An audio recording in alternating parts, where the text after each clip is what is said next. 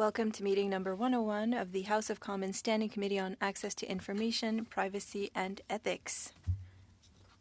Pursuant to Standing Order 1083H and the motion adopted by the committee on Wednesday, December 6th, 2023, the committee, or rather I don't have the correct date. Yep, December 6th. The committee is resuming today its study of the federal government's use of technological tools capable of extracting personal data from mobile devices and computers. Today's meeting is taking place in a hybrid format pursuant to the standing orders. Members are attending in person in the room and remotely using the Zoom application. Remind everyone, I know the witnesses are aware of this, that the earpieces are not to be close to the microphones because it does cause feedback for our interpreters and potential injury as well. I'd like to welcome for the first hour our witnesses this morning from the Department of Natural Resources, Francis Brisson, Assistant Deputy Minister and Chief Financial Officer. Welcome, sir. Pierre Pelletier, who is the Chief Information Officer, and from the Department of National Defense, Dave Yarker, Director General, Cyber and Command and Control Information Systems Operations. Welcome, sir. And Sophie Martel, who is the Acting Chief Information Officer. So we have 5 minutes for the opening statements. I assume, Mr. Yarker, we're going to go with you, sir? Or Ms. Martel? I'm actually the one, Wonderful. Mr. President. Oui, commencez, s'il vous plaît. Merci. Monsieur le Président, Mr. Chair, members of the committee, I would like to thank you for the opportunity to speak to the Ethics Committee on behalf of National Defense and the Canadian Armed Forces. I'm Sophie Martel, Acting Chief Information Officer. I am the functional authority responsible for the department's entire information and communication technology program. I ensure that national defense and the Canadian Armed Forces have a reliable, secure, and integrated digital environment that meets operational needs. My team delivers information and communication technology to support the core functions of defense, which are intelligence, surveillance, reconnaissance, communications, cyber warfare, command, management, and cyber security. The Defense Chief Information Officer is also responsible for the development and operational availability of the cyber force within the Canadian Armed Forces Cyber Command. by the Director General of Cyber and Command and Control Information System Operation, Brigadier General Yarker. Brigadier General Yarker is responsible for the organization and execution of cyber operations and exercise within the Canadian Armed Force, including the digital forensic function and the maintenance of key national command and control infrastructure. I would like to emphasize that the protection of personal information is a top priority, and national defense is committed to doing everything possible to protect that information. However, there has to be a balance. There's only a limited expectation of privacy when using our IT system and mobile device because they are subject to monitoring for the purpose of system administration, maintenance, and security, and to ensure policy compliance. Our monitoring is compliant with applicable government policies and standards. En conclusion, Monsieur le Président. In conclusion, Mr. Chair, I wish to reiterate that the Department of National Defence and the Canadian Armed Forces will continue to deliver on their mandate while protecting personal information. Would be pleased to address any question you may have, and as a matter of policy and to ensure operational security, we cannot disclose detail on the use of specific equipment or system use operationally. Thank you. Madame Martel. Thank you, Ms. Martel. You are under time. That's great for the committee and allows us to ask more questions. Mr. Bryson, you have 5 minutes for your opening remarks. The floor is yours. Good morning, everyone. Thank you for this opportunity to speak about National Resources Canada's use of technological tools to safeguard our technological and data assets and ensure the consistent evolution and growth of our scientific endeavors. I would like to recognize that I am speaking to you from the traditional unceded territory of the Algonquin and Anishinaabe people. We recognize Indigenous peoples as the customary keepers and defenders of the Ottawa River watershed and its tributaries. We honor their long history of welcoming many nations to this beautiful territory and uphold and uplift the voice and values of our host nations. This is Brisson, the Chief Financial Officer and Assistant Deputy Minister responsible for corporate management services at Natural Resource Canada. My primary responsibility include corporate services, human resources, information technology, and security. Our department's Chief Information Officer and CIO, Pierre Pelletier, who is here with me today, is responsible for the management, implementation, and usability of information and computer technology at NRCan. NRCan is both a science-based and a policy economic organization. It is critical for NRCan to ensure its core functions remain resilient and responsive to internal and external threats. Threats affect not only our digital data, but also our physical system and devices. As the complexity of our digital environment grows, so does the risk of compromising our system and assets. These risks include data breaches, intellectual property theft, service disruptions, financial setbacks, and security threats. Protecting against and responding to risk requires regular and sustained effort. Our department, like others, has many different systems, policies, and tools to manage and respond to risks. Addressing and responding to threats can require forensic software tools. NRCan purchased a license for magnetic forensics to have this tool in our toolkit, but it has never used it. I would also underline that should the department have business requirements to use this software or similar software, NRCan will follow protocols and requirements for appropriate use and privacy impact assessments. Il me fera plaisir à moi et Pierre.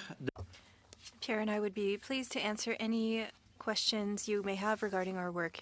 Thank you for your time. Thank you very much, Mr. Brisson. Again, under time. That is great for the members of the committee because it gives them more time to ask questions. We'll start with our first round of questions. 6-minute rounds. We'll start with Mr. Couric. Mr. Couric, you have the floor. Thank you very much, and thanks to our witnesses for joining us here today. You know, certainly I, as well as members of this committee and many Canadians were, when the reports in the media came out that this what would be, I think, accurately interpreted as quite invasive technology was being used. Certainly there was concern, which has led to the point that we're at today, and in light of some of the erosion of trust that has taken place in regards to governmental institutions over the last number of years in particular. But I do have a couple of questions, and I'm going to start on the privacy impact assessment side of things, and I'll ask this to both departments, because we heard from the Commissioner last week that neither of your departments have submitted privacy impact assessments.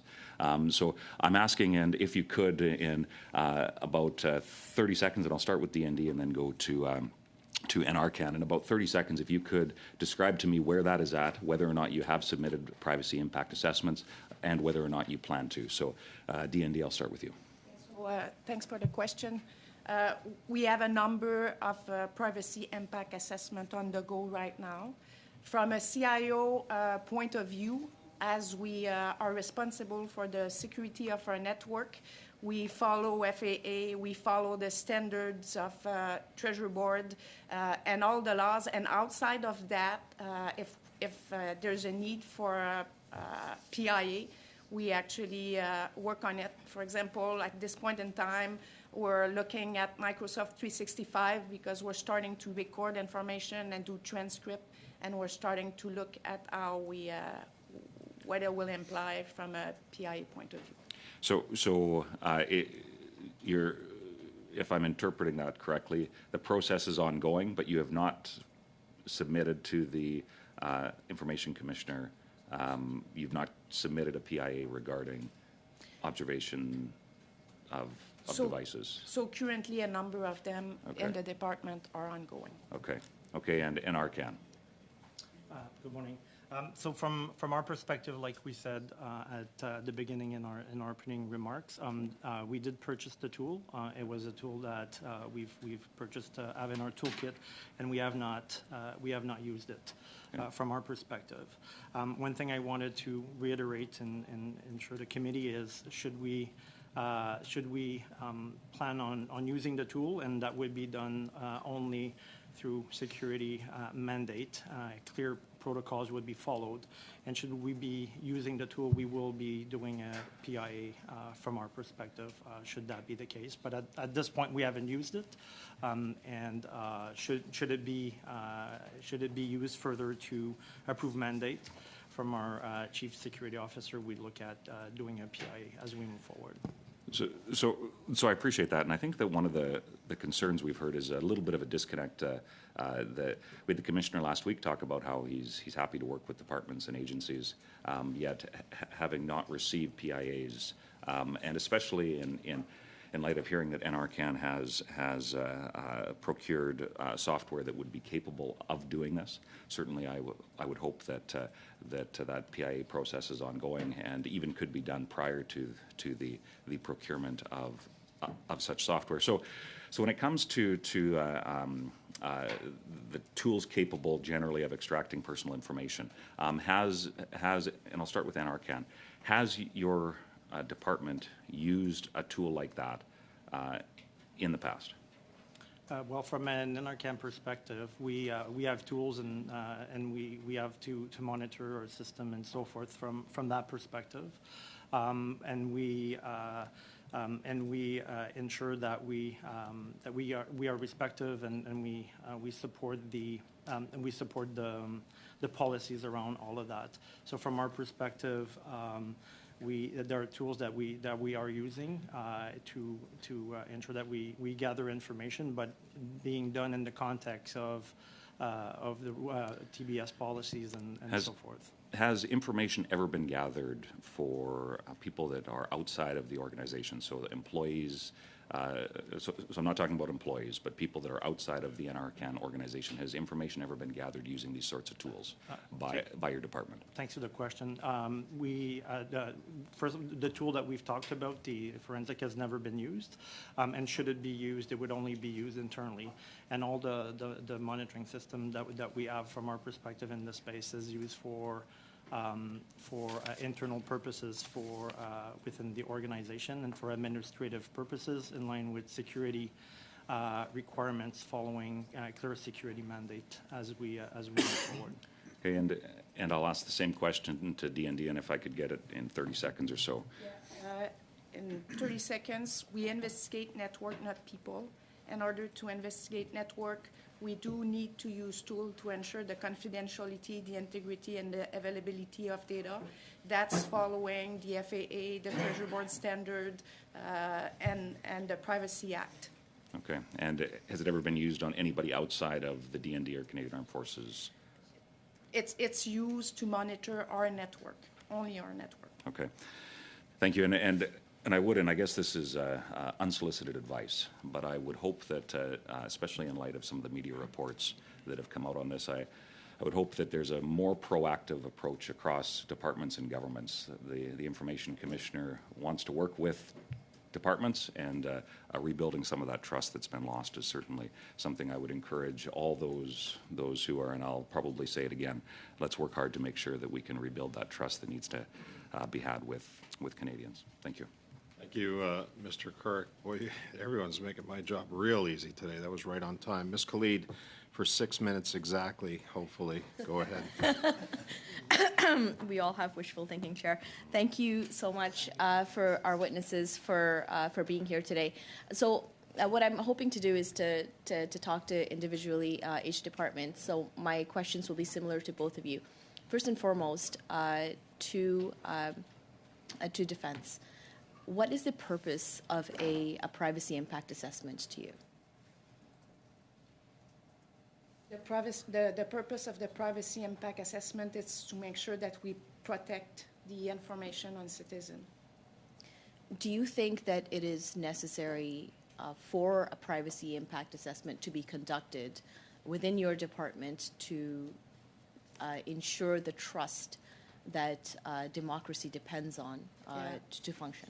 I think privacy of information is absolutely key. I think we absolutely need to make sure that the confidentiality, integrity, and availability of the data is protected. And that's why actually we're also protecting our network to protect the information and make sure that the information is used the way it needs to be used. So why are we reading reports that you have not conducted a privacy impact assessment? We have a number of privacy in the department. We have a number of privacy impact assessment ongoing right now, and we are currently in the CIO group more specifically working on one, as I said, with Microsoft 365. So we do have a few ongoing right now. Are you in touch with our privacy commissioner to help you through that process? We have a team in National Defense that is in touch. And what are some of the challenges that you and your department are dealing with to ensure that a PIA is conducted effectively? Yeah. So I'm not in a position to speak to that. I'm the CIO, so I'm not in a position to speak to the relationship between that organization and National Defense and others. I'm not in a position to speak to that one. Are you surveilling Canadians? We're not surveilling Canadian. As I said, we're here to support Canadian. We're here to keep them safe. We're monitoring networks. We're not monitoring people. If you needed to surveil a Canadian, is there a legal process in which you would do it through? There is it's not our mandate. It's not Canadian Defense. It's not our mandate at all. But if another department or organization would need our help there, that would have to be done through specific process. Dave, maybe you want to add a bit more on this? Yeah, we would not be called upon to surveil Canadians. That's not within our mandate or remit. Thank you very much for that. Moving on to NRCan, same questions. What is the purpose of a privacy impact assessment to you? Well, from our perspective, privacy impact assessment, similar to our colleagues in DND, is about protecting the information and ensuring that, from our perspective, the information that we have is gathered the right way and that we're using it the right way and protecting integrity of the information and, as discussed previously, reinforcing trust across government and departments. How high does privacy rank within your department in terms of priorities as you conduct your operations? Definitely extremely important from our perspective. Being new in the role as well, Pierre as well, it's something that's extremely important for us, and we want to continue monitor and progress in that space as we move along. And why haven't you conducted a privacy impact assessment? From our perspective with the tool, like I said, the tool has never been used from our perspective. If we are to use it, we have PIAs ready to go and available should that be the case. Again, we would be using this only further to security mandate from our perspective, ensuring that, again, follow the right protocols that we have in place. And should this tool be necessary to investigate, then we would do a privacy assessment prior to using the tool. Have you been in contact with the Privacy Commissioner on this privacy impact assessment challenge? On this one, not per se, and from our perspective, we have a team within the department that's responsible for this. I can reassure you that we have been in constant communication and discussions with them. Like I said, Pierre and I, being new to the department, want to continue kind of the great work that's been done in that space, and we'll continue to ensure that we're lining things up in that from that perspective. Are you surveilling Canadians? No. Thank you. And what are the challenges that your department faces when dealing with privacy when it comes to ensuring privacy for Canadians while also fulfilling your roles? Maybe I can pass it to Pierre. Sure.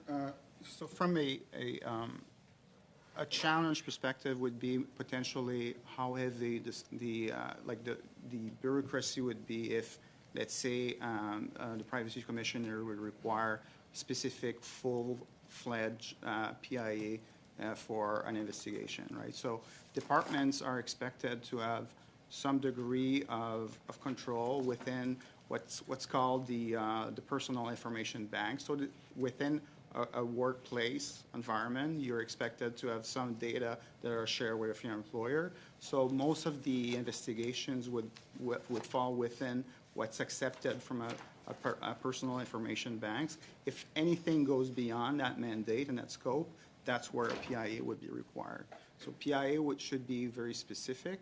Usually departments are well within the security protocol to work and support these operations. So Thank you. having a good understanding of what that entails as we evolve the policy will support these guidance. Thank you, Mr. Pelletier, Ms. Khalid. Monsieur Villemure, 6 minutes, s'il vous plaît. Commencez. Merci beaucoup, Monsieur le Président. Thank you very much, Mr. Chair. Thank you to all the witnesses today. I would have similar questions for both teams, so I'll start with national defense. Has your institution purchased tools capable of collecting data? In order to protect networks, our mandate is to ensure that confidentiality and the availability of our networks are protected. We purchase tools to help us to do investigations on our networks. What tools are they? Answer. I'll ask Dave to respond. We have different tools. I wouldn't be able to explain or to share all of them. Around the precise tools we use. Donc, si on résumait, les outils, vous les avez achetés à quelle fin? What do you use them for? We use them for our network. We agree that looking at network information, while we can collect personal information, but we have very strict procedures in place to deal with that information. We have people who are trained in security and who follow very strict protocols. But a PIA was not done in that case. In order to protect our networks, we follow the Privacy Act, everything that covers Treasury Board standards. And when we go outside of that, well, that's when we'll look into doing a PIA. And we started a PIA with Microsoft 365, for example. And the commissioner has stated that certain departments are in breach for the use of these tools. Well, we follow the FAA, the Privacy Act, and all of Treasury Board standards. Do you believe that following the Act is enough to maintain trust? Answer. I believe that we can ensure that people trust us. Our role is to ensure that we are protecting networks in order to protect Canadians as well. Earlier, Ms. Martel, you said that the privacy expectations are not as significant on a government device. What I meant to say is that is on a government device, if somebody has an account on the network, they need to fill out a form, and so they know that surveillance could occur for security reasons. For natural resources now, your department purchased tools, as you mentioned earlier. You purchased them, but you haven't used them yet. And so my question is, why purchase them, or why haven't you used them? Thank you for the question. We have different tools and different mechanisms, different protocols that we use in our department. We have different tools for our investigations,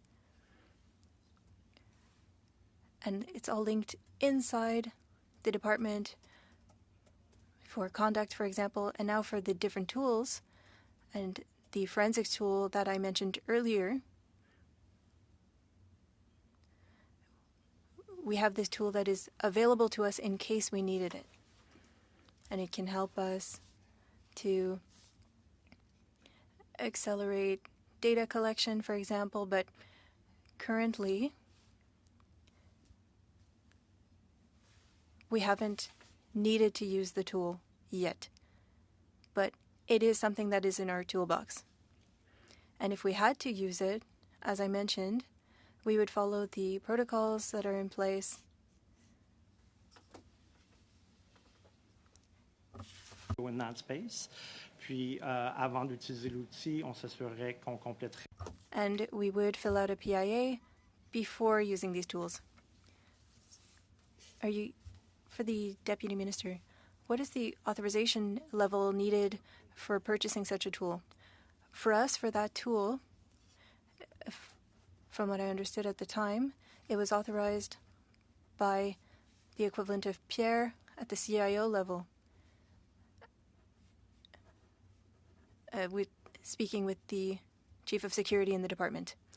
Yes, we have protocols in place that we use before moving forward.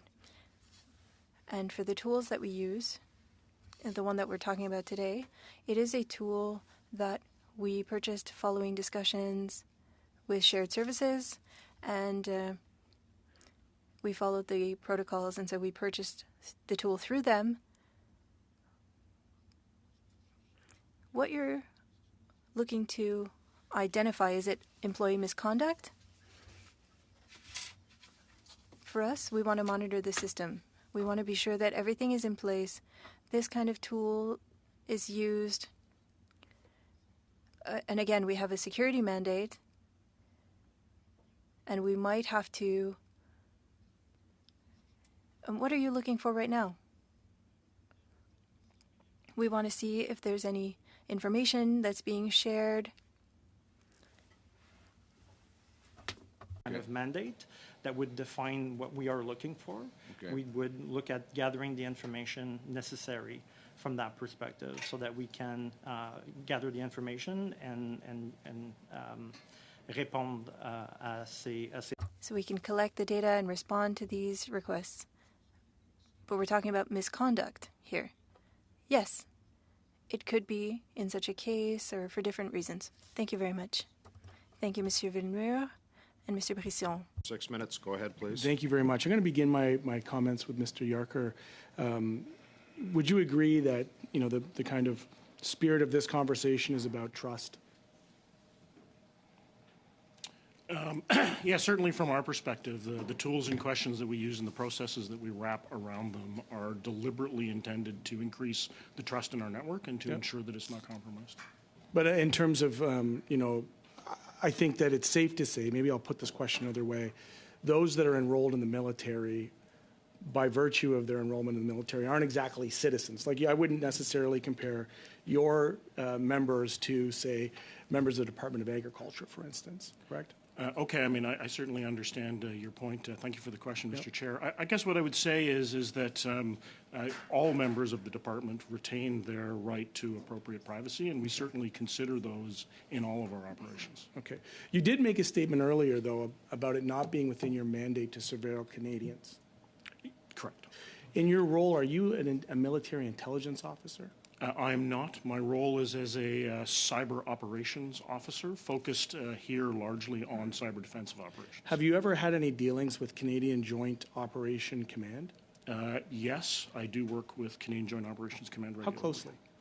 Very closely. Would you have worked with them at a time when they were surveilling Black Lives Matter back in 2021? No, I have no knowledge of that. Okay. Again, because when I talk about trust and the importance for Canadians watching to know the difference about who's mandated to do what, I found that quite shocking, quite frankly, that the Canadian military had a file on BLM that they said that they were, surveilling local context for operations in Canada, and that in the file they had deemed them hostile foreign actors. As somebody who's been to many of those rallies and, been involved in that work, I can't help to think that maybe at some point I was surveilled in that way. So if you're familiar with their operations, what technology would they have been using to track the movements of a protest organization or protests across the country? Yeah, I'm afraid that would be beyond my remit. I don't know the answer to your question. Okay. Is there AI technology that's used, to your knowledge, to surveil online social media activity, or is that done manually through the Joint Operations Command? Thank you for your question. I'm afraid I don't know the answer to that question. Okay. Is there any context in which your department, and Ms. Martel, feel free to jump in on this, would use open source information collection for the use of social media usages by the members of the Department of National Defense? Certainly, I would say that within the context of cyber defense, we would not do that. Again, when it comes to cyber defense and the kinds of tools that we're talking about here today, those tools and the use of them is focused on So the question is network outside security. of your kind of scope. I'll take that.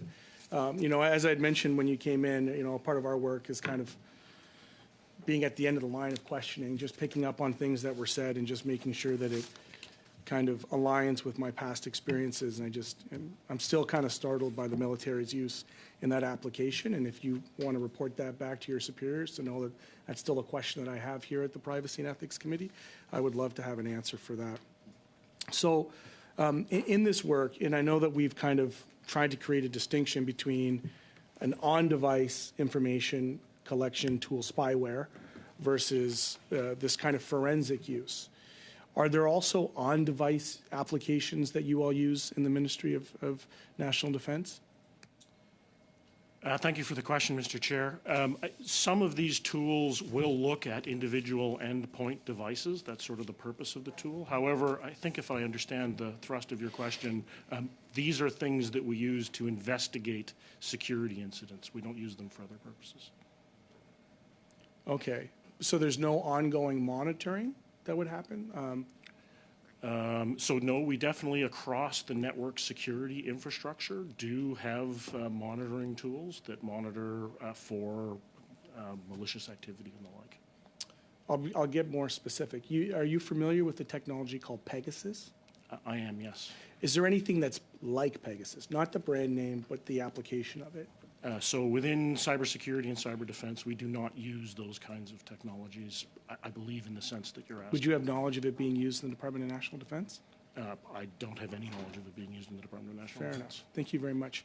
Heading down to both of you folks, we're making the distinction again between, and I think it's an important distinction to make, something that's used for forensic, which is needing the actual physical device in hand as a part of an investigation, versus what is deemed to be spyware. I use the reference to Pegasus, but things that would be kind of surreptitiously collecting data in real time all the time.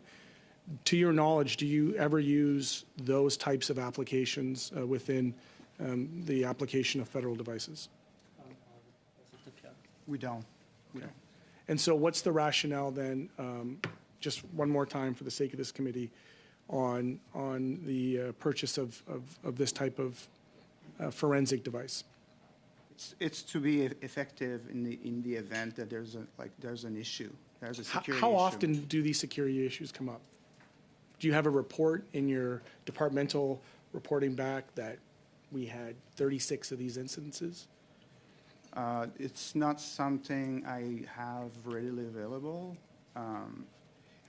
For security reason and our ability as an organization to withstand any potential threat, I would not disclose this readily in the public, right? But we do have internal data about this, yes. Okay, but at a future date, if we went in camera, that's something we could probably discuss without the media and the public present? Okay, thank you very much. Thank you, Mr. Green. Mr. Pelletier, that concludes our first round of questioning. We're going to go to 5, 5, 2.5, 2.5. Starting off with Mr. Brock. Go ahead, sir. Thank you, Chair, and thank you to the witnesses for your attendance today. I want to start by looking at first principles. And this study essentially arose after a report by the CBC late in the fall that the Government of Canada and various departments, two that are before the committee today, had used software and hardware to spy not only on the Federal Public Service, but on Canadians. So we found out about this particular incident probably years after the fact. And the information was obtained through an ATIP by a professor at York University, an expert in privacy, who had some concerns about the ability of government officials to spy on employees and Canadians. He received information regarding the contracts. There were 2 contracts to both of your departments that he was reviewing. Radio Canada received these contracts, and Radio Canada reached out to both departments for an explanation as to your use of this spyware. So I want to lay the ground rules out because I think it's important for the first question I will pose, and this will be to National Resources. There appears to be a little bit of a disconnect, and I want you to help explain this particular issue. So Radio Canada reaches out to your department, I don't know who in particular. Your department confirms that you have the software, you have the hardware, but you have not provided the PIAs in relation to that. So that's one issue. Then I see in a report by the CBC following the appearance of the Privacy Commissioner, this was a report dated February the 2nd, that National Resources Canada told the Commissioner after his appearance, I would imagine, that it bought the data extraction tools but never used them. So why then would you tell Radio Canada you had this but you've never used PIAs, and then conversely telling the Commissioner, I have the tools, we've never used them? So do you see a bit of a disconnect there? Thanks for the question. Hopefully I understand the question. So from our perspective, maybe I'll state the facts as I know them, and hopefully that will address your understanding. So we have purchased the tool and we have it, and from my understanding, we've had it since 2018. And the tool has been available to us, but has never been used. So right now, we don't have anyone in the department that can use it. And if we were to feel that based on a security situation, and we would need to use a tool like this based on clear mandate, then from there we would automatically turn around, go to and fill in a PIA to ensure that we're doing things the right way. So from our perspective, we've never used it, and if we were to use it, given the need from a security perspective, we would automatically do a PIA. So. Okay. Clearly, your department over the years has had probably instances of employee misconduct. Fair to say, over the years? I would say I cannot speak for what it for the time. Can either of you speak to that issue? I think it's fair to say yes. Yes. And in the course of those investigations, did you ever use software and hardware similar to the one that we're talking about today? It's possible, but it's not necessary. You don't need necessarily to have the tools. The tools help enhance our ability, but it could be done manually, Okay. right? So And when you used other tools, did you file a PIA?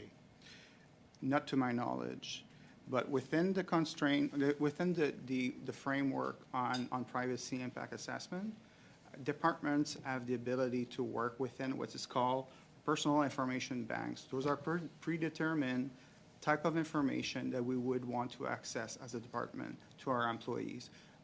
It is my understanding that when we work within that set of information, we are within our mandate. And you understand there's a directive by the Treasury Board Correct. that PIAs need to be adopted across the board? Across the board, on the programs. Yes. Correct. You are aware of that? And then Arcana has that. Thank you, and I'm out of time. Thank you, Chair. Thank you, Mr. Brock. Mr. Baines, for 5 minutes. Go ahead, please. Thank you, Mr. Chair, and thank you to our guests for joining us today. You all have very, very important roles to play. My first question is to the Department of Natural Resources. Do you believe the data and assets and lab systems NRCan operates are protected and secure?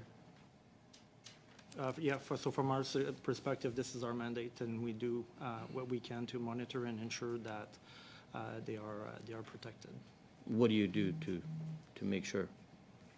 Sorry? What do you do to make sure that they're protected? How do you monitor and protect? I can turn it to Pierre. We work with our service provider. We work closely with Shared Services Canada to make sure that the network are monitored and protected. Similarly, we work with our central agencies to support, from a cybersecurity threat and perspective. And we maintain those equipment. We keep them up to date. We provide guidance on utilization of network. We keep and maintain our systems, and patch them for security.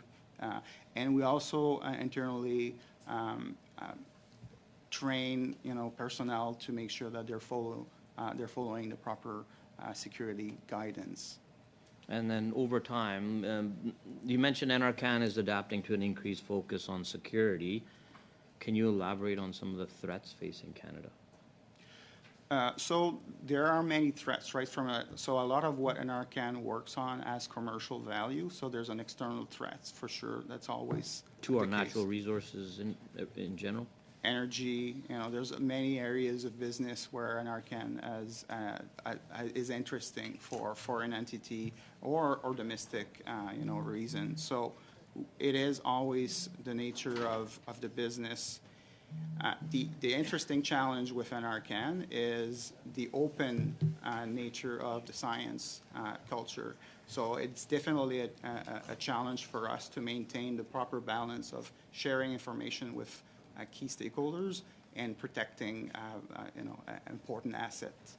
You mentioned domestic. Can you share, what's the domestic threat? Well, from a commercial perspective, right? So there's an interest in some of the technology or the breakthrough or the scientific information that would have potential intellectual property. Correct. Things correct. like okay. What circumstances occurred that warranted the procurement of this software?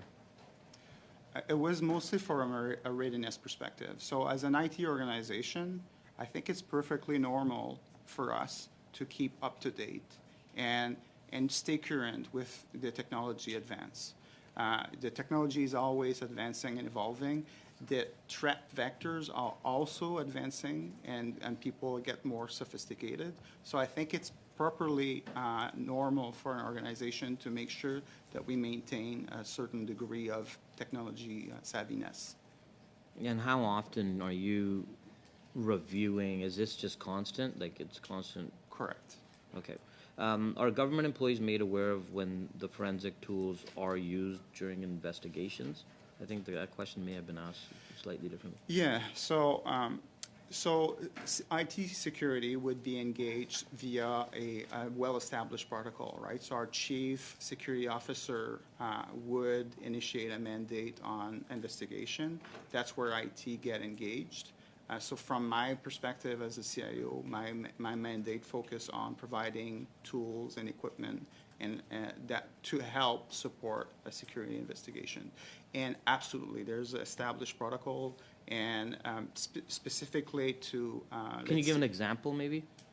Absolutely. So if we were to investigate a physical device, this would be done, first of all, within a personnel security engagement. And then, so at this stage, they would absolutely do a review of the impact on security.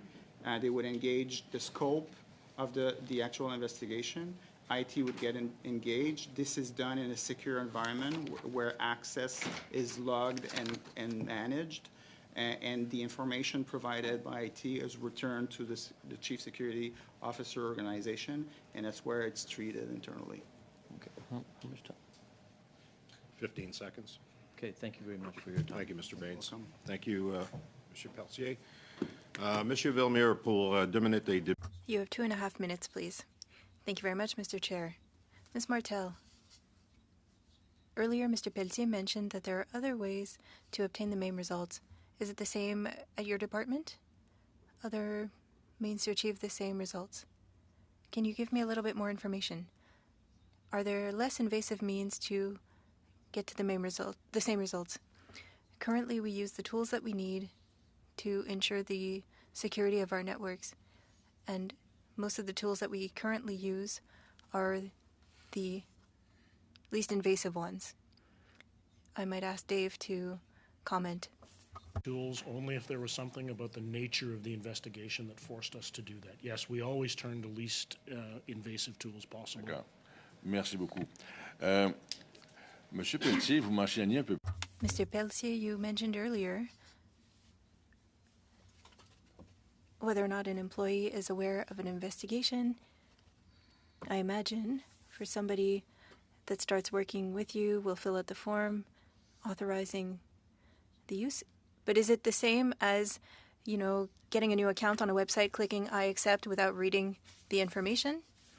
Answer, well, when you use a government's network, a government is the same as other institutions. Employees have an obligation to be aware of the use of their device. In the case of a forensic analysis, physical access isn't done without the knowledge of the person, and so it would never be done without the person knowing. Are security reminders offered to employees to explain the tools? Yes, and there is an automatic reminder every time somebody connects to a VPN. And we frequently highlight employees' obligations. It's an initiative that is done frequently. Messages are sent, and we're in the Cybersecurity Month, and so there are a lot of reminders done by our organization to raise their awareness. And so if you were to use a tool, the people wouldn't be able to say that they had forgotten. They would have been forewarned. A quick answer, please.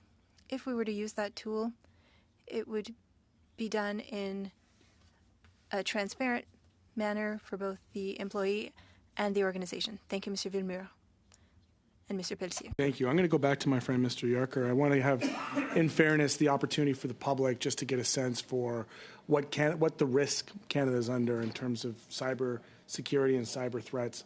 So in a succinct way, can you just express the importance of the work that you do in terms of protecting our country from foreign attacks and possible disruptions, including very serious kind of military breaches? Certainly. Thank you for the question, Mr. Chair. I guess what I would say is that we know very well that cyberspace is not a friendly space. Cyberspace is a place where we face numerous threats from various directions, both nation states and criminal actors. We take those threats very seriously, and within the Department of National Defense, we have a robust cybersecurity program, and then on top of that, cyber forces capable of defending our networks when and where necessary. In some way, it's like a fourth dimension to the typical traditional military operations, a complete new world with technologies that surpass most people's imaginations. Is that fair to say? Yes, thank you for the question. I would say that we certainly treat it as another domain. So air, land, sea, space, cyber is one of those. And do you feel adequately prepared for what's out there? Cyberspace, as I've mentioned, is a bit of a nasty place. It's also a place that we are learning, and there is an awful lot to continue to do. So although, yes, we have well-trained, well-prepared forces, it's also a space where there is always more work left to do. Well, I thank both you and Ms. Martel for your service to the country. I'm going to go over to you fellows at the end of the table here around the privacy impact assessment, recognizing that you haven't had to use it. I think what I'm trying to get out of this study now in terms of what's the real legislative value of it is the processes, the systems, the steps it takes. You said that you bought the tech and you're prepared to use it if you need it. You said that you would do a PAA if you needed to use the tech. Why not do it in advance?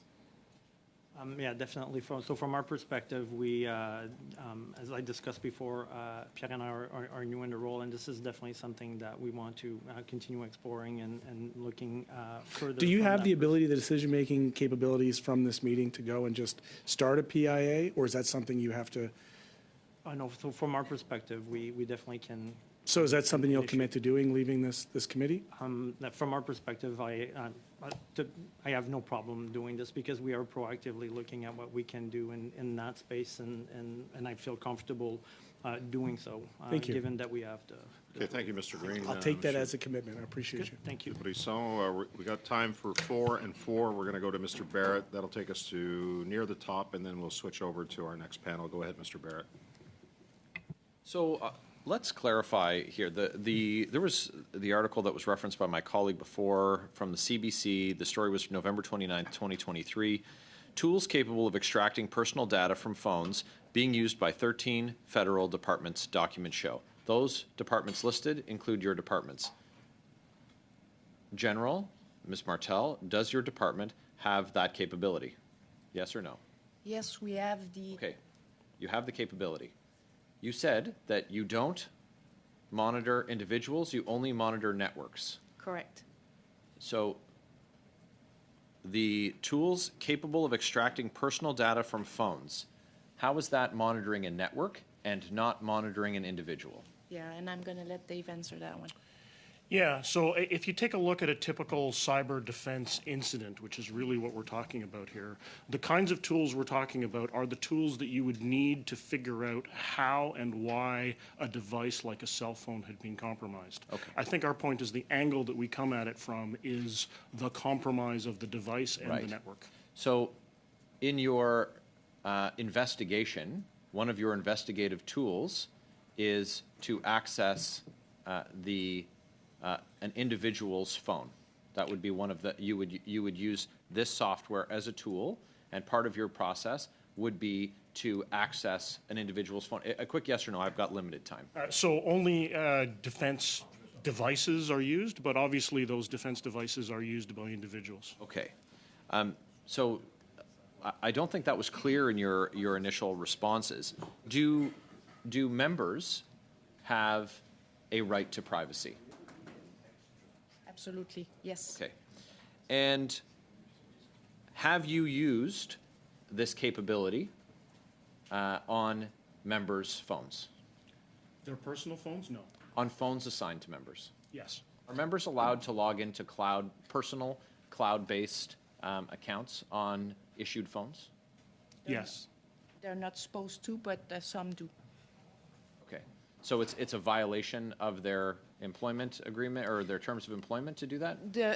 So the general said yes and you said no. Yeah, so no. there's obviously a disagreement even at the table, and I would expect that if you surveyed members that they might have differing ideas if Yeah. we're not even sure at this level. Well, I'm going to explain myself. So when we, as I said earlier, when we get an account on the network, to reach the account, you need to sign to say that you'll only use that device to do government Sure. work. Now, will people...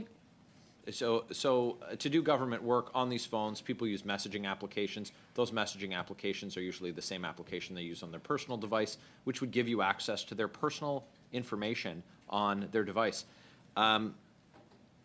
Did you get a PIA before you first used this technology?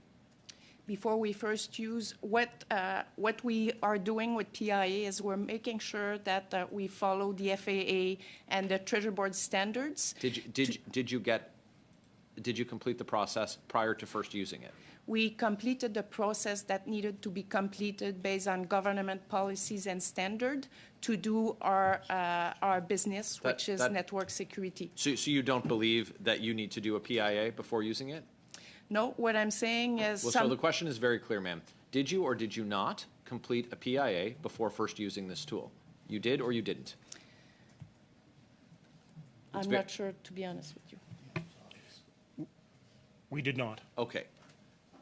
I guess my question is, why do you think that you don't need to do it? But I'm out of time. Yeah. Your members are Canadian citizens. Canadians, by your definition, by your agreement, do have a right to privacy, and your failure to undertake a PIA is a failure to safeguard and respect the privacy of your members. I'm sorry that I don't have. Thank you, more time to continue. Mr. Barrett. Mr. Kellaway, sorry, sir. Mr. Kellaway, 4 minutes. Go ahead, please. Thank you, Mr. Chair. This is for national defense. My questions are, during the course of your testimony, you indicated that D&D's usage of digital forensic tools is compliant with government policies and standards and are only used on an internal basis. So upon being issued an official departmental device, are D&D employees clearly advised that their device is subject to forensic digital tools? Yeah, absolutely are. And we also send a reminder every time that someone is logging into the system, they're made aware of such. So yes, they are. Okay. Thank you for that. Considering that national defense officials are dealing with matters of the utmost national security on their official devices, do you consider it an essential security measure that D&D employees are subject to digital monitoring when using their official devices? I'll let you take that one. I would say that from a security perspective, we monitor the network, as I've mentioned, for security threats, compromises, and the like. We are absolutely aware that some senior leadership is more likely to be targeted by threat actors. Okay.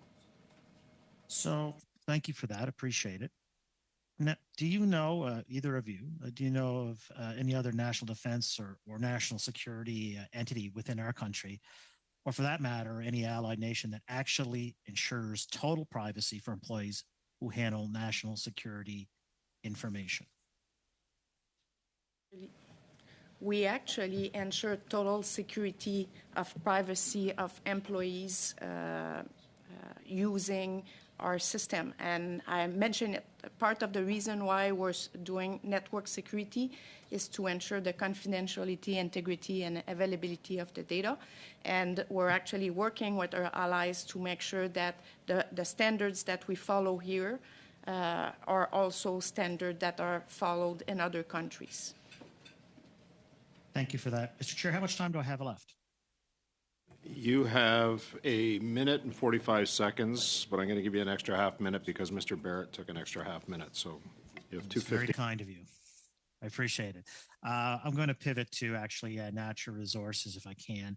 I'm hearing today that your digital tools were procured through Shared Services Canada, but have never been used. So I'm wondering at what point in time did the department determine that a requirement existed to procure these services through Shared Services Canada? Like, if I may, like from our perspective, like Pierre suggested earlier, and to reinforce that point, from what we understand, the department used and decided to purchase this in a way to ensure that we had the tools necessary should we need them at a certain point in time. So from our perspective, that's what we've done. So since then, on a yearly basis, we renew our license in case that it's needed to be used. And like I suggested before, should we ever decide to use it in line with a security requirement, we'd ensure that we look at doing a PIA. But as committed earlier, this is also something that we'll look at doing as we move forward, even if not being used. Okay.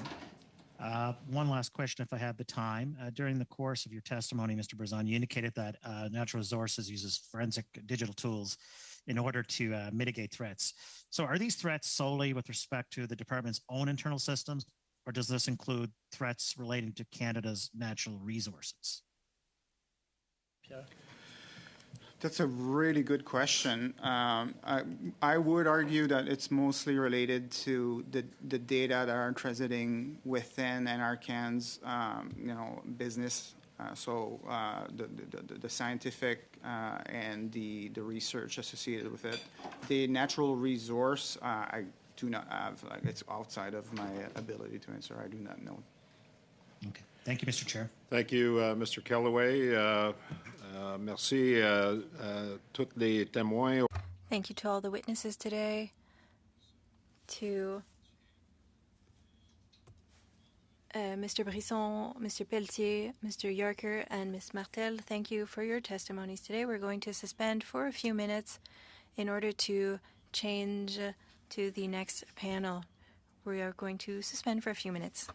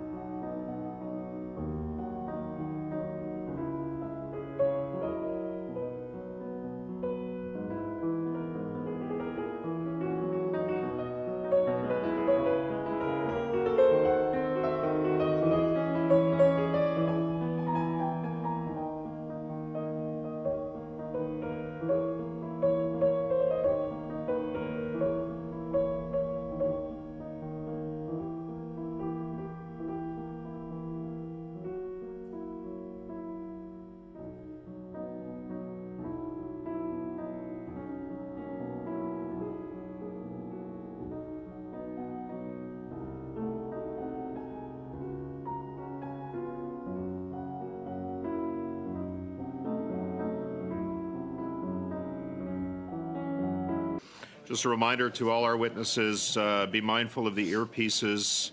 Keep them away from the microphones when you're speaking, just to protect our interpreters from any hearing damage.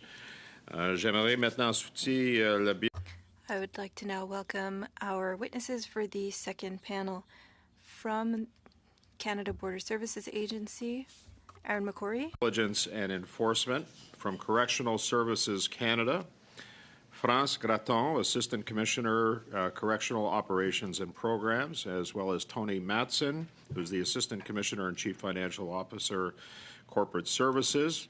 Also from the Royal Canadian Mounted Police, I want to welcome Mr. Brian Larkin, who's our Deputy Commissioner, Specialized Policing Services, and Nicolas Gagné, Superintendent. We're going to start with opening statements for 5 minutes. Mr. McCrory, I understand you were going to go first. You have 5 minutes. Please start. Thank you. Thank you, Mr. Chair. As noted, I'm Aaron McCrory. I'm the Vice President for Intelligence and Enforcement at the CBSA, and it's a pleasure to be here today.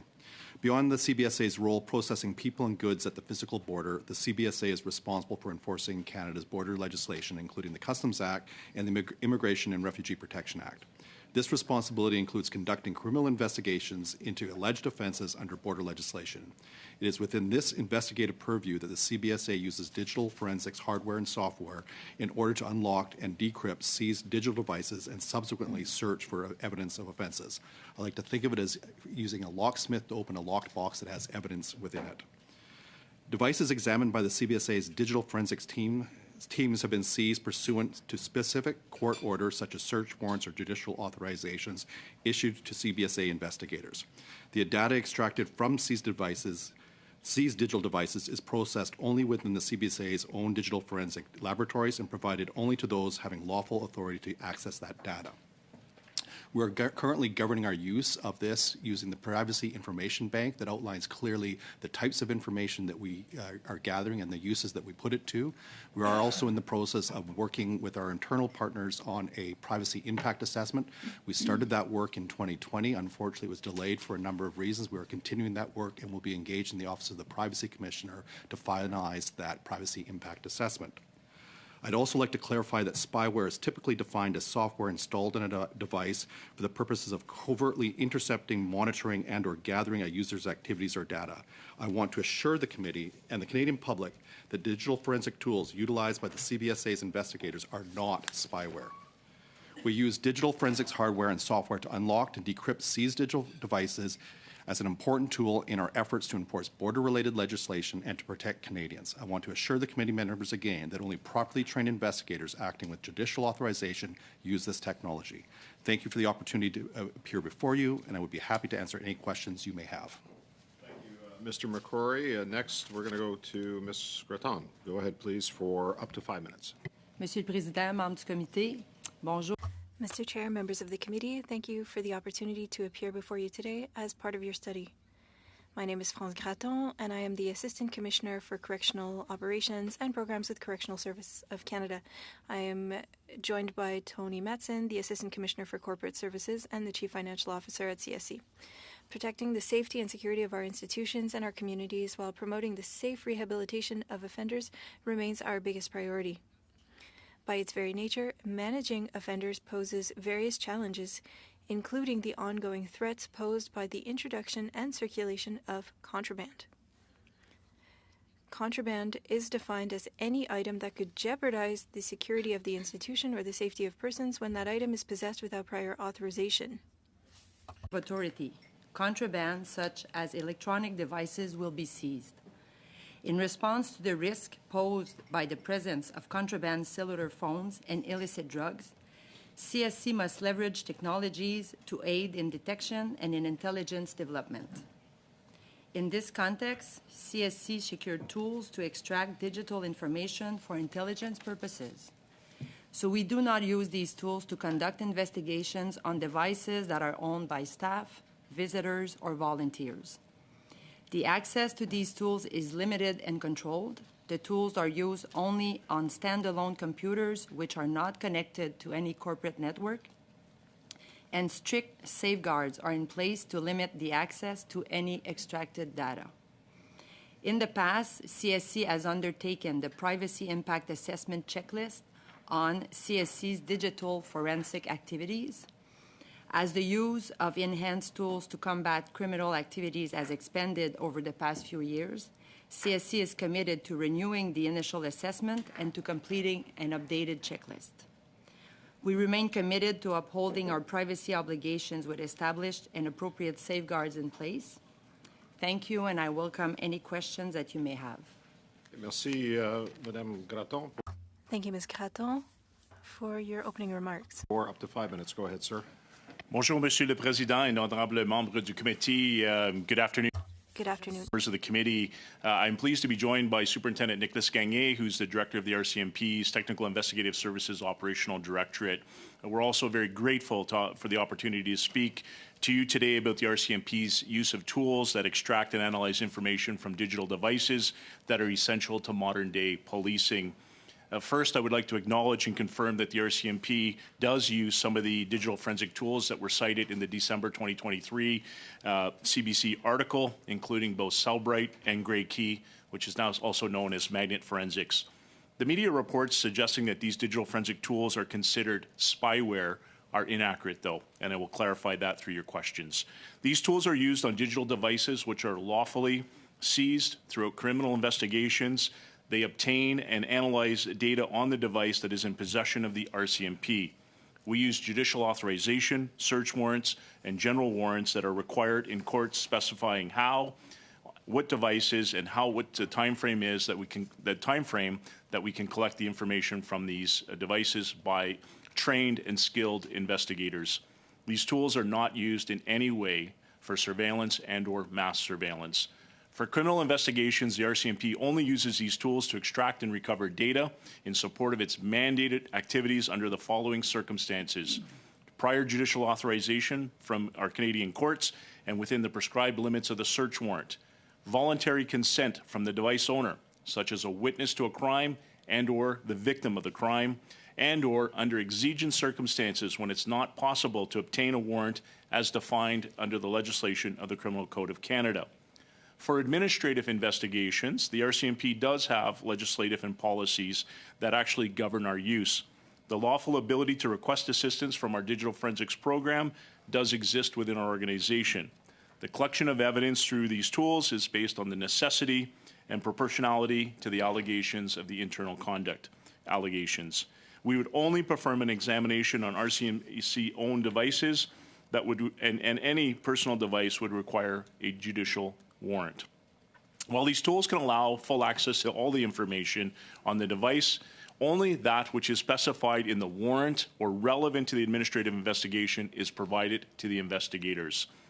Despite the privacy protections in place, the RCMP recognizes the inherent privacy issues related to these tools and the need for transparency and accountability. In January 2021, we provided a technical briefing to the Office of the Privacy Commissioner on digital forensic tools, and a privacy assessment is currently underway, which is expected to complete it by mid-2024. Again, thank you for the opportunity to be here, and we look forward to your questions. Thank you, Deputy Commissioner Larkin. We're going to start with our first 6-minute round. Mr. Brock, you have 6 minutes. Go ahead, please. Thank you, Chair, and thank you to witnesses for your attendance today. I'm going to start by making some opening remarks. This story broke as a result of an ATIP from a York University professor, an expert in privacy. It was turned over, the data was turned over to Radio Canada. Radio Canada reached out to your respective departments, asking if you're using the software, confirming you're using the software, and if you had first conducted privacy impact assessments. According to their written responses, as per Radio Canada, none did. So first question to the CBSA, when did you purchase the software, sir, from Shared Services Canada? Thank you for the question, Mr. Chair. The first procurement of Grey Key was in March of 2019. The first purchase of Cellbrite premium units was in March of 2021. Okay. And how many times have you used this particular software in question? Thank you for the question, Mr. Chair. I couldn't tell you exactly how many times we've used the software. What I can tell you, for example, in 2023, We had 119 criminal investigations, during the course of which we seized 712 devices. When we say 712 devices, that will include, for example, the memory card or a SIM card that's in the cell phone. So a cell phone could count as 3 devices. Okay. You'll table with this committee an actual number as to how many times you use this specific software from the date of purchase? I will do our very best. I can't assure you that we can count every single instance, but we Okay. can certainly give you So stats. we're talking hundreds. Let's I'd say, yes, in 2021, we seized 219. Yeah, so we're talking devices. hundreds and hundreds of investigations using this software, and not once did your department seek out a PIA, a privacy impact assessment. Is that correct? So what we have done is we do have the privacy, the PIB, the privacy. I apologize. It's the acronym is slipping my memory right now. PIA? The PIB. So PIB? It's a PIB. So we posted online what types of information we are gathering, under what circumstances we're gathering, and how we're using it. We've started our internal process to do a program level PIA, because we want to do it at the program level, not at the device level. You understand, sir, that the PIA is not optional. Agreed. It's a directive by the Treasury Board. Agreed. And when the commissioner testified last week, commissioner reached out to your department and specifically asked you, when are you going to start conducting PIAs? Your response was, well, we're looking into it, or we're about to start it. So what was your actual response? Are you still looking into the use of this mandated process, or have you actually started as a result of this controversy? As I noted in my opening remarks, we started the process to doing a privacy impact assessment for the entire criminal investigations program in 2022. We're following our internal processes in doing so. As a result of that, we are now moving forward with the PIA that we'll work with the Privacy Commissioner on. We have an auto theft crisis in this country. It's reaching alarming rates, so much so that the government is conducting a summit, which I believe is happening on this Thursday. The CBSA is in charge of protecting our borders, correct? Amongst others, yes. Yes. And Justin Trudeau's and this government's mismanagement of our federal ports has turned them into parking lots for stolen cars that then disappear overseas. For instance, in the Port of Montreal, where the majority of stolen cars leave Canada, the Port of Montreal only has 5 CBSA agents to inspect the massive volume of containers that leave each year, according to the Journal de Montréal.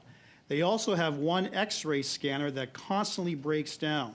Federal ports in Vancouver, Prince Rupert, and Halifax tell a similar story. According to Peel detective Mark Haywood, the CBSA checks less than 1% of all containers leaving the country, and we're talking thousands of containers leaving every week. Why?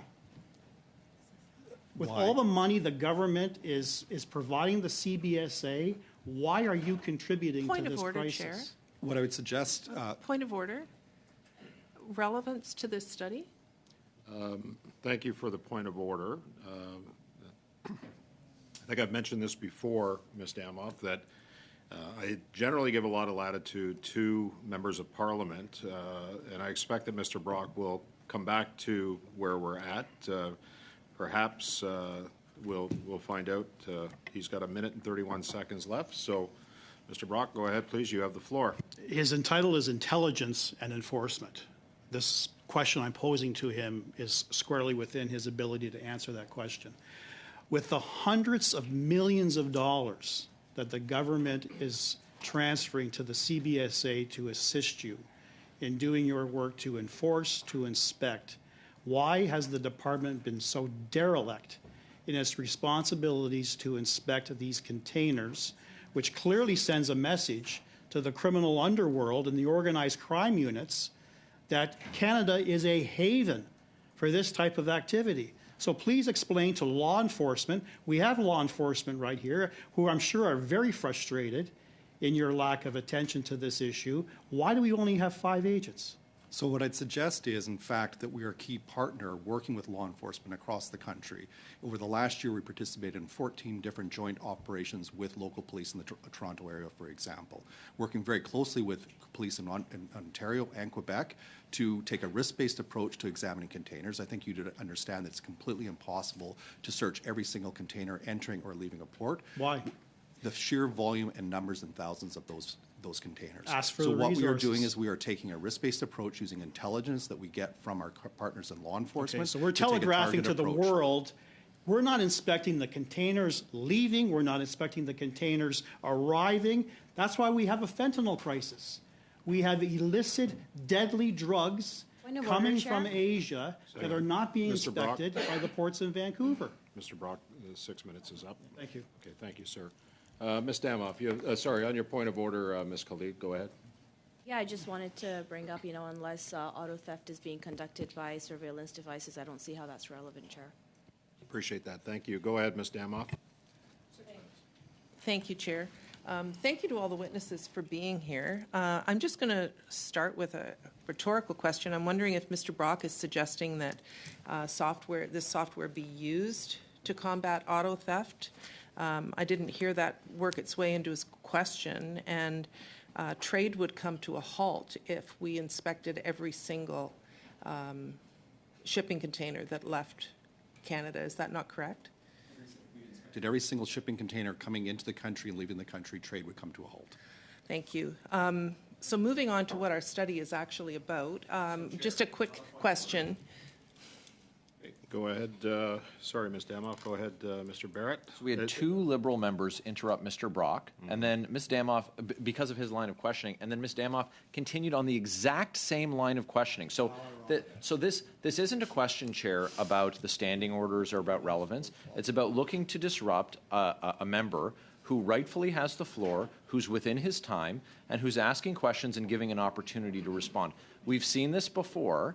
And if we want the meetings to descend into pure chaos, that invitation can be accepted. But I think that now that we've seen that there's games being played, I think that the disruptions from Liberal members need to end. Thank you, Mr. Barrett. So, again, we've been on this committee together long enough, all of us, to know that I generally give a lot of latitude to members to utilize their time in a manner in which they choose. We have subject matter experts that are in front of us. Yes, we are dealing with a subject. My expectation is that we are going to get back to where we need to go with that subject. I don't like, frankly, these constant interruptions of point of orders just because we don't like what somebody's saying or what a line of questioning is, and that goes on all sides. So, Ms. Damoff, you have 5 minutes and 22 seconds left. Please continue with your line of questioning. You have the floor. Go ahead, please. Thank you. Just very quick answer from all three of you, and maybe we'll start with the RCMP and work this way. Is this software used on your employees' phones? Through you, Mr. Chair, we do not use the software on employees' phones. We do have the ability to use it because our phones are deployed operationally. Each member signs a consent around user use, et cetera. However, we don't actively monitor. It would be through a specific allegation of a code of conduct or a criminal investigation. As I alluded, if it's a criminal investigation, we will always seek judicial authority. If it's an internal code, we potentially, the investigator will look at the digital, will consult with digital forensics, and they'll make an assessment as to whether it's required or not. Thank you. Thank you for the question, Mr. Chair. No, we use these tools only in the pursuit of criminal investigations related to our border mandate, always with the use of a judicial authorization. Thank you. And the answer is no, we don't use the software on the employee's cell phone. We use it only on seized contraband cellular phone that would have been introduced into our institution illegally. Thank you. My next question is for CBSA. When you talked about seized devices, if I'm going through security and coming into Canada and I'm taken off to secondary screening and you seize my phone, is that an instance where you would use this software? No, there's two different situations at play here. When you're crossing the border, there's a regulatory requirements in place that allow us to do a search. If there's a search of a cell phone that is done manually with the cooperation with the person in front of us. The use of this technology in my particular organization is part of criminal investigations. More often than not, that are taking place inland and related to things like firearms smuggling or human violations of the IRPA related to, for example, the violations of the Immigration Act, counseling people to misrepresent in order to get new immigration documents, for example. So when it's seized and it's reviewed manually, this software is not used? No. Okay, thank you for that. I'm wondering if, I think RCMP might be best placed to talk to this. Can you explain the process you need to go through in order to get information from a cell phone? So it's a criminal investigation. What is the process that you need to go through in order to use this software or anything else to be able to access a phone? So the digital forensic examiner would first get a copy of the warrant, the judicial authorization, see what's the scope of the warrant, determine which tool to use depending on capability, and those capabilities vary depending on make, model, operating system, retrieve as much as possible an image of the device. Sometimes it's not possible. Sometimes it's not possible at all to retrieve anything. Once information is retrieved, the digital forensic examiner will then narrow down to within scope of the warrant, and that is the report that would be provided to the investigator. Okay, so there's been implications that this software is being used to access Canadians' phones. So I think what I'm hearing from all of you is the case that if this software is used for the general public, obviously employees, and when we heard previously, there are employees who are subject to use on this phone. None of you are in that situation, but I think more broadly, Canadians can feel confident that you're not accessing my cell phone without following the proper judicial process. That's correct. These tools are targeted to a specific device. And so, for example, last year in 2023, we examined 6,452 devices. That could be a smartphone, tablet, computer across the country. But those are with judicial authorization. And so it's actually a tangible piece of evidence that we have. As I alluded to, a witness or a victim of crime may share on consent because they want to provide evidentiary documentary. The complexity of this, it's an opportunity I would like to extend to the committee, an opportunity if you would like a technical briefing. Superintendent Nick Gagné and his team, at your convenience with the clerk, would be pleased to welcome you to an RCMP facility, and we would take you through actually how we extract digital evidence with judicial authorization so you can understand the complexity, the skill set, the training, and the work that we do. Thank you. Actually, having been part of an RCMP technical briefing on another issue, I would love to take you up on that. I would encourage the chair to perhaps follow up on the committee taking advantage of the offer that we've just been given. Okay, thank you, Ms. Damoff. And just to advise the committee, if there is a desire, we would need a travel request on behalf of the committee to do that. That would be sent to the liaison committee, and the deadline for that, I believe, is what? 16th. The 16th of February. Okay, so something for the committee to consider. Monsieur Villemure, vous avez la parole pour 6 minutes. You have the floor for 6 minutes. Thank you very much, Mr. Chair. To all departments, during the Radio-Canada investigation, you stated that you hadn't done any privacy evaluations, yes or no? Through you, Mr. Chair, we're in the process of completing. We met with the Privacy Commissioner in 2021. However, we expect our privacy impact assessment to be complete by 2024. We do not have one for digital forensic tools. We do have one for audits, which is actually posted on our website. Merci. Mr. McCrory. We use the personal information bank for now to demonstrate how we're what information we're gathering and how we're using it. And we're in the process of doing a PIA, which we aim to have done probably a little longer than the RCMP, but aiming to have done in cooperation with the OPC. Donc, en cours, mais pas terminé. Exactement. Madame Graton. Dès l'achat du logiciel en... We purchased the tool in 2010, and we completed the assessment to see whether or not a PIA was necessary. And then when that assessment was completed, we determined that the PIA was not necessary according to the program that we were implementing, the tools we were going to use, and how the information was going to be managed. Is this what you shared with Radio-Canada? Answer, yes. We filled out a verification list, which is what we do before moving to a PIA. In French, it's EFVP. What you responded to Radio-Canada, is that what you stated? That you were currently waiting the response to a PIA? We were going through, very similar to our colleagues in correctional services, we'd worked with our internal colleagues to assess the need.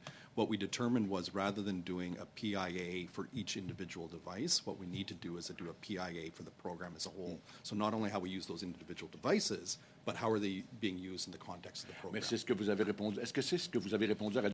Is that what you said to Radio-Canada? I need to confirm, unfortunately. I'm not sure what was stated to Radio-Canada. Mr. Larkin. Same for us. I'm not sure what we stated to Radio-Canada, but we will verify and come back to you. Thank you. Ms. Craton, you talked about proportionality earlier for the use of the tool. Can you tell us more, please? These are your words. I stated that we use the tool on devices that were seized, and we have noticed an increase in the use of drones, and so an increase of phones being seized. And for security information and surveillance, we use our systems to extract data and prevent other cases. And so for proportionality, yes, the tool can be necessary according to a situation regarding contraband. Would you say that it's easier to gain access to information in that way, even though you need to have more complex authorizations? Answer, no, I wouldn't say that it's easier. It becomes complementary information to other information that we have, and it allows us to go further in preventing contraband. Mr. McRory, same question. Do you use these tools because it's easier, or is it because the information is more relevant, even though you need a PIA? If you've got a device that's locked with a password, we need the technology to open up that device. And that's why, like in another era, we would have got a locksmith to open a box that would have had receipts in it, for example. Now when we're dealing with firearms smuggling, we'll have electronic receipts on a cell phone or on a computer.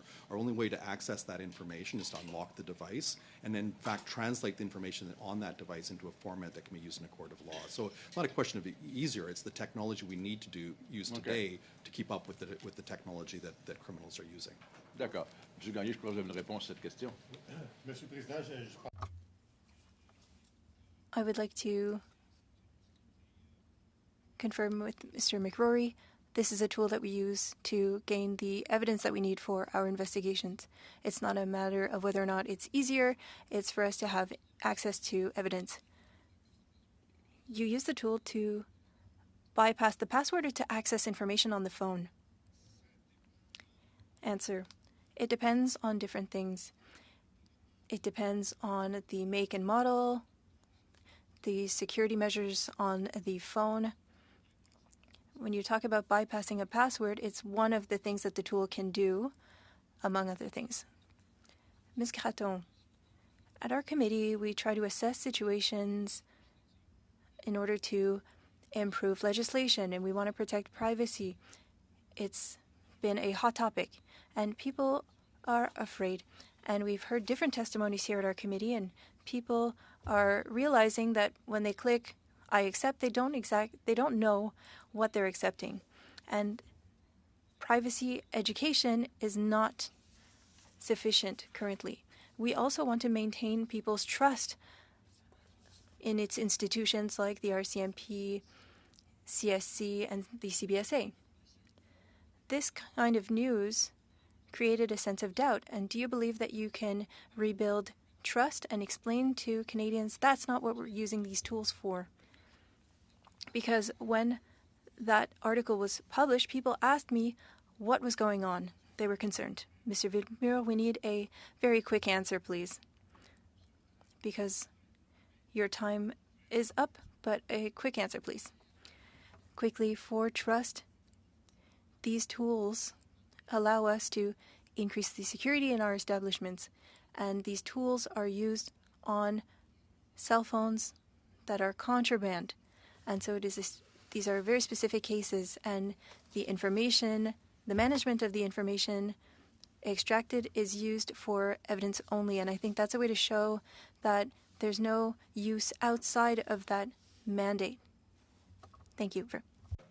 In 6 minutes, go ahead, please. Thank you. And I was sharing with my colleague over by the fruit tray that I'm finding it difficult to kind of imagine that out of the 100+ organizations that I just requested send us back information, that we're going to see a huge deviation in the answers that we're receiving. I think we've established, and feel free to correct me if I'm wrong, that the use of this technology is an investigative use, both whether it's through law enforcement agencies or through staff in terms of federal employees. I'm to understand that most of you have this within a legal framework. Have any of your agencies used it with your employees? So thank you, Mr. Chair. We've used it on one occasion through an internal matter that was on consent, actually. So we used the digital forensic tools, but it was a consent matter. Okay. And how about yourself? No, not to my knowledge, no. And how about yourself? No, we haven't used it on employees. And forgive me, I'm not impugning anybody, but drones are one way that contraband comes in. It's sometimes suggested that staff are sometimes involved, occasionally in rare occasions, on also bringing in contraband. You've never had an occasion to investigate or use this technology with any of the corrections staff? So we would have occasions where we investigate staff. Right. Using specifically those software, no, it would No. have to be specifically within an investigation. Is it safe to say that all, and you can just nod your heads and I'll repeat it for the people that might be listening. Is it safe to say that all of your staff are issued federally, issued devices, professional devices? Yes? A large portion, yes, that would be correct. And so, but in your case, none of them are ever monitored in this way. So the mandate of my organization is outward facing. Okay. We do criminal investigations involving violations of border-related legislation. So That's fair. we're And not notwithstanding the looking car thefts, I won't go there. I think what I'm getting to, I think we've established the facts, which are this panel, which I think would have, in my opinion, it's just that, the greatest rationale and likelihood of using this technology for investigative purposes, providing very straightforward answers to what this is and what this isn't. I accept it. We have all these other groups, and I'm just saying this for the purpose of the committee now. Forgive me for not on this line of questioning. That we have like three of these meetings, 2 hours apiece. We have actually up to, or at least 6. Yeah, I'm just going to put on the table right now. I'm struggling to find where the conclusion is in terms of the value, right? Kind of diminishing return on value of the questions, and I'll just share with committee that I'm considering, a way in which we might be able to also digitally communicate to people with a list of agreed upon questions for response, because I'm not sure where another 3 days, 6 hours, 8 hours, 10 hours of this is going to go. I know there's lots of people with live motions. I would also state that I'm at a point now in this committee where I'm hoping to steer it back onto our legislative schedule and away from whatever happens to have been in yesterday's headlines, to do the important work of the committee and to start to hopefully address the gaps in legislation. I just don't know what's left here. So I'm actually done with the rest of my line of questioning. I thank you all for being here.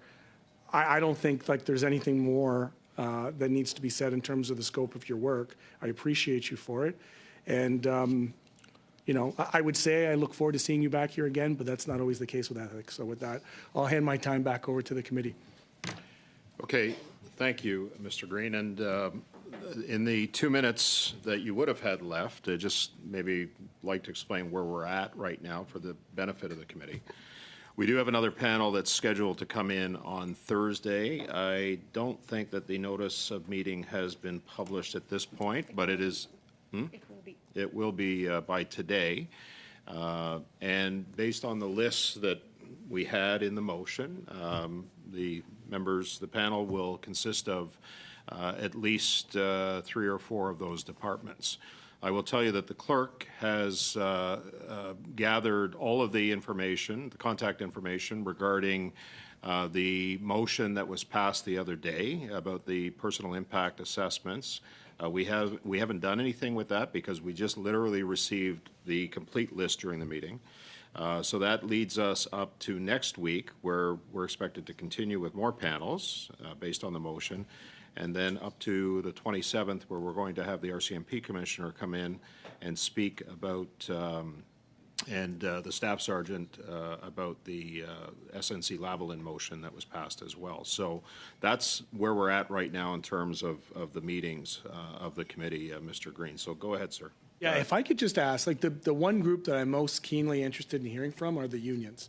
I want to hear from the representatives, because if there's no real complaint there from the representatives of the actual federal employees, it becomes very difficult for me to pursue something that may or may not be a privacy issue. And I would think that those collective agreements would have stipulated, most explicitly, where there'd be a contravention of their privacy rights. And so if it could be possible, Mr. Chair, to prioritize the invitations to our union representatives to come before this committee, that for me would determine whether or not this is something I would see fit to continue to pursue.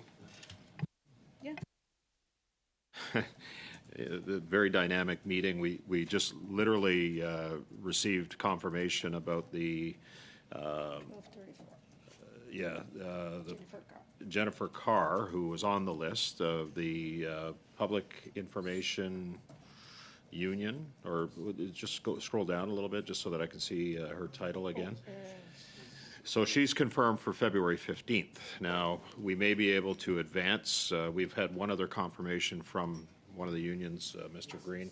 So we can certainly adapt the meeting schedule to reflect what you said. But while I do have it here, stand by. The president of the Professional Institute of the Public Service, Ms. Carr. So we're still on our rounds, but I'm going to go to Mr. Barrett for some comments here, and I would open it up to Ms. Khalid or others if they have other comments as well. Mr. Barrett, go ahead. Yeah, so I'm generally aligned with the thought that, we not just have a Groundhog Day meetings, but I do think the question of ministerial accountability is important. These PIAs are not optional, and so if we're setting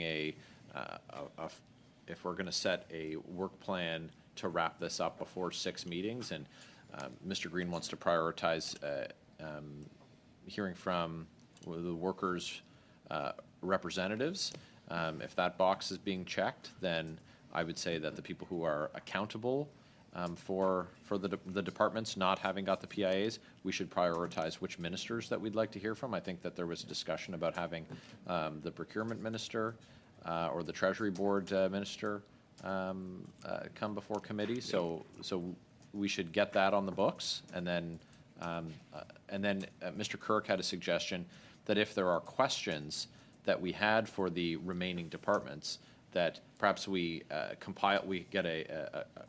collect from all parties those questions with a deadline set, submit them to the departments with a deadline for response, and then we move on. Okay. So, I appreciate those comments, Mr. Barrett. Again, understanding the position that I've been in as chair, guided by the clerk and the analysts, that we are following the motion that was adopted by the committee. So if there is a desire to take in some of the suggestions that have been proposed during this discussion, then I would need direction from committee on just what to do in that regard. But j'ai Monsieur Villemure, okay, on va, Ms. Khalid, Mr. Villemure is seated to you. Go ahead, please, Ms. Khalid. And I'm just going to ask the witnesses for their patience on this because we may resume the line of questioning. We haven't got much time left. Ms. Khalid, go ahead. Thanks very much, Chair. I really think that this is an important issue that's been highlighted. I'm quite intrigued by some of the testimony that we've heard thus far. I really agree with Mr. Green in that we need to hear from unions and the public service. Pardon? But I really think that instead of ending it at this time, that we should abbreviate it and see if there is something that we as a committee can recommend in terms of ensuring that privacy and privacy impact assessments have the value within our departments as they should. So at this time, I am in favor of abbreviating the study with focusing more on unions and the public service as Mr. Green had suggested, and go from there. I appreciate the comments. I will tell you that the President of the Treasury Board has been invited. We're waiting for a date for that.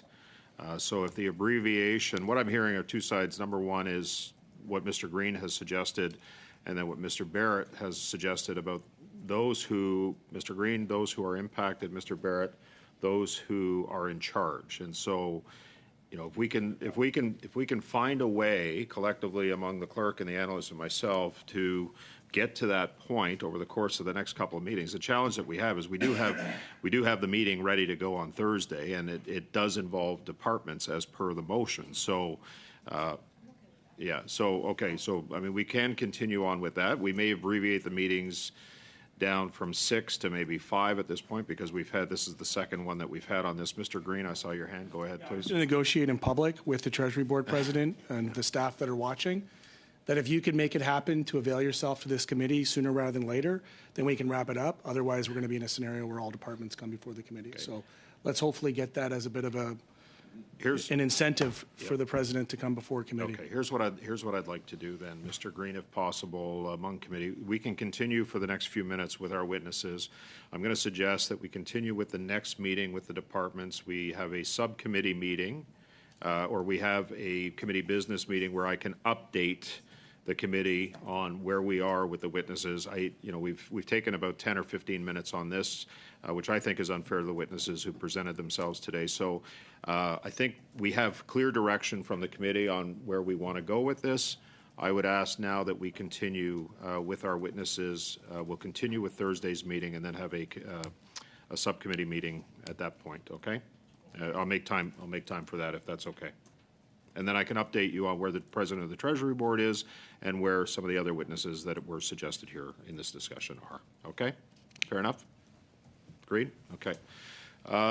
We have Mr. Green completed. I think I've got Mr. Couric next for 5 minutes. Go ahead. So we're going to have very shortened rounds here.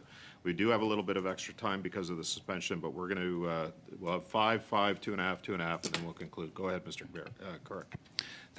Thanks very much, and appreciate the witnesses. And just again, some unsolicited advice. Let's be proactive on PIAs and to make sure that the commissioner came before the committee and said he wants to work with you, and he'll be as responsive as he possibly can. So let's make sure that instead of us finding out in the media and going through this rigmarole, if departments, agencies, and the like are proactive, I think it would save you all a lot of these tough questions. Look, I think one of the challenges here, we had different witnesses in the first hour of this meeting, and talked a lot about the potential use of this technology when it comes to employees. I know there's ECCC, NRCan, a whole host of others. So you're talking about this in terms of law enforcement and its application, but I just want to, if I could, find out about where you're at when it comes to the people that work for your departments, those within law enforcement, administration, not the program specifically, because you've answered that very clearly, but I'd like to hear from you about, is there tools, techniques, and methods to which you would observe employees and other individuals that work for you in terms of data that could be on their devices? So let's start with the RCMP, and I'm hoping for very brief responses because I have some other questions.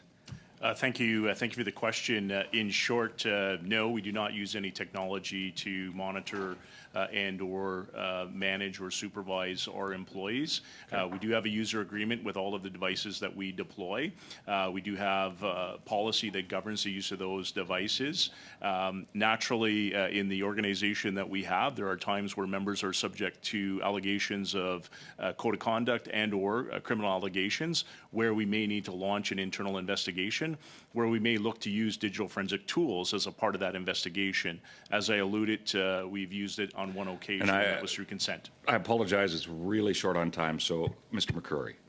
So again, the professional standards investigations takes place outside of my particular organization, so it's hard for me to comment on their techniques and what they do. So if I could ask for you to bring that up to whoever within the CBSA is responsible for that, and if they could provide that answer in writing to this committee, that would be very helpful. And Ms. Graton. So same, so we don't use any tools to observe or monitor our staff. Okay. Same if I could situation. ask again for you to bring that up the chain and make sure that we get those answers to committee. Mr. McCurry, I'm curious because there's talks about investigations, and over the course of COVID, there was whether it's conversations around ArriveCan or the whole host of instances surrounding that, people who crossed the border during the pandemic when there were restrictions. Were these sorts of investigations ever initiated because of COVID-related enforcement?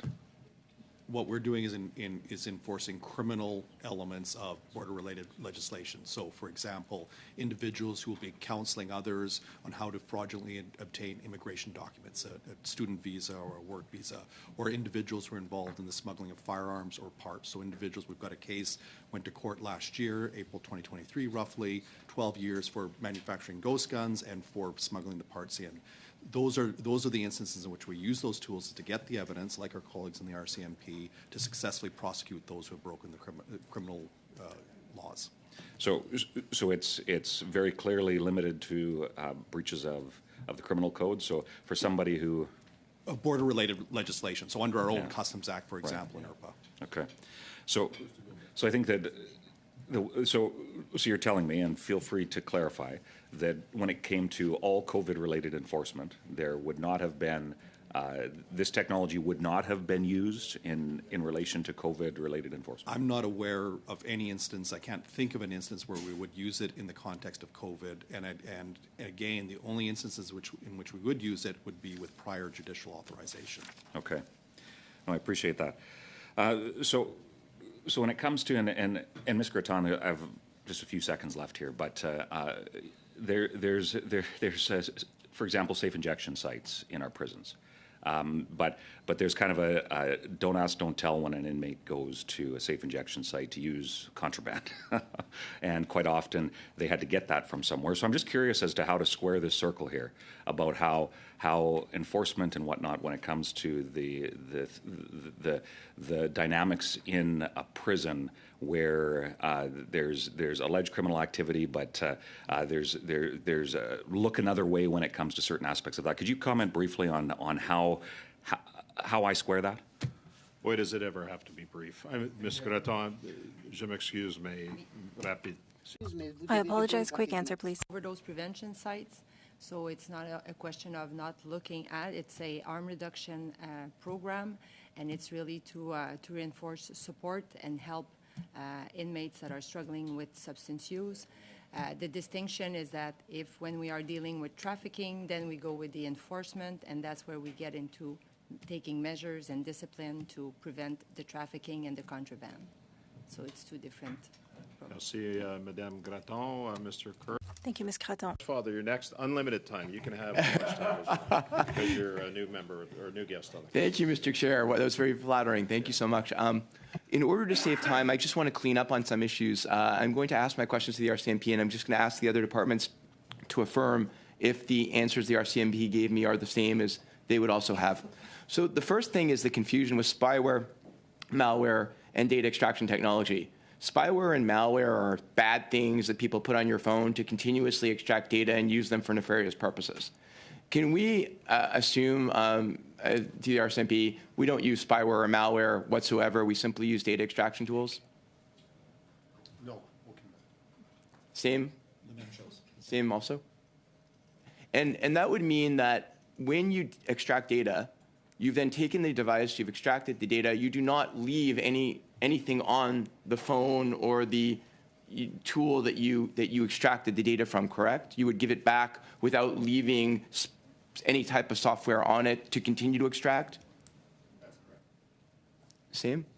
I'd say it varies by the circumstances. Remember, this is evidence in a criminal procedure, so we'll hold it as part of our evidence, and we use the tools to extract and translate the data into a format that can be used in judicial. No, I understand, but you're not giving someone back the phone with a tool on it to continue to extract their data without their knowledge? No. Okay.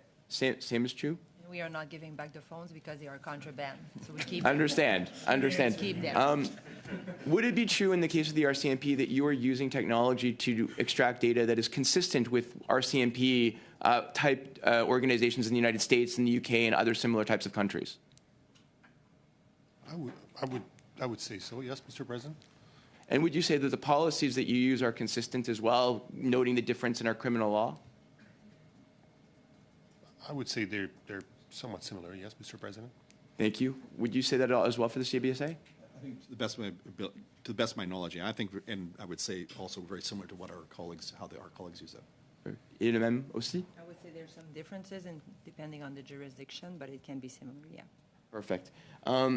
I would now want to just establish that these devices that you have cannot be used remotely.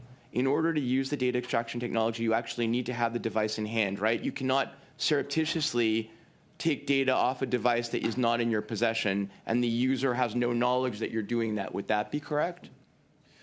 So the technology in question here, like the Celebrite or magnet forensics of this world, yes, we need the device in our hands to extract the data. Correct. So a Canadian sitting in Winnipeg can be sure that the RCMP is not, never having had possession of their device, extracting data from it. Using these tools, that's correct, yes. Well, we won't get into what other tools you may have at this point, because that would be another study. CBSA? We use the technology in our digital forensics labs, secure facilities. It's in our physical possession, again, obtained through a search warrant. Perfect. Même chose? Exactly the same. Yeah. And one last question. You mentioned the one time only that you use this on an employee. So my understanding then is if you're ever using it on an employee, it's as a result of potential criminal activities of that employee, not because of their breaking HR protocols of the RCMP that don't get into criminal law, other than that in that one instance. Is that correct? This one was actually not a criminal investigation. It was an internal matter. It was a departmental security investigation, and the member actually consented, came forward and consented to use the device on their tool. But they did so in order to clear themselves. I presume they felt that the information there would clear them. But what I'm asking then is, I would assume, just like any other potential criminal activity that exists, if a criminal activity exists within an employee of the RCMP, then it would fall under the warrant provisions and the other provisions that you use with anybody else. You wouldn't be dealing with the employee for employee matters, except, as you mentioned, through consent to do that. So there would be, for a criminal investigation, we would seek judicial authorization, although there are, there are authorities under the RCMP Act would allow us to actually use this, use the technology, use the actual tools, but we would use that on a case-by-case basis. And, the Superintendent Gagné's team looks at a threshold and a framework, and there's consultation with our Professional Responsibility Office and the investigators doing that code of conduct investigation. And it's knowingly that the employees are already signing on to policies that are well in their possession to know this. That is correct. And même chose? And same thing? Thank you very much, Mr. Chair. Thank you, Mr. Housefather. That concludes our panel for the second hour. Mr. Gagné, Mr. Larkin, McCrory, Madame Graton, and Mr. Matson, thank you so much for appearing before the committee today. Just for the sake of the committee, we do have scheduled environment and climate change. Hang on, not done yet. Environment and climate change, Fisheries and Oceans, CRTC, and the Canada Revenue Agency on Thursday. We're taking the advice of the committee. We're trying to get who we need to get before this committee sooner rather than later in order to continue this study. I want to thank the clerk, the analysts, and the technicians for today's meeting. Meeting is adjourned.